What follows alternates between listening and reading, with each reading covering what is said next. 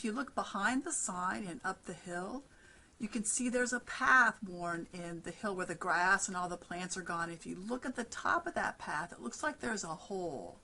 So what animal do you think could have made that path and lived in that hole in the ground? Let's just think about it for a minute. Could it be a squirrel? Could it be a squirrel that lives in the ground back there, that made that trail and lives back in the ground?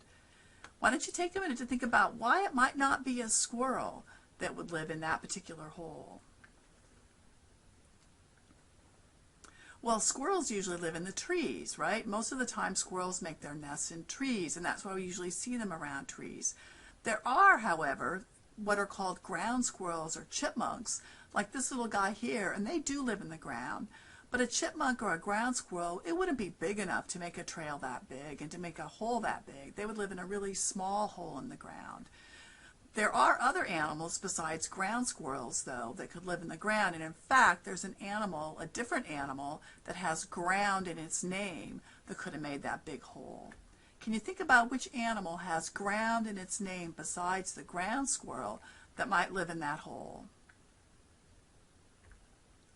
You're right if you thought groundhog. So groundhogs would live in a hole like that and might make a path. Now here's a video from not that exact hole, but one a little bit further up the trail. So can you see the groundhog in this picture?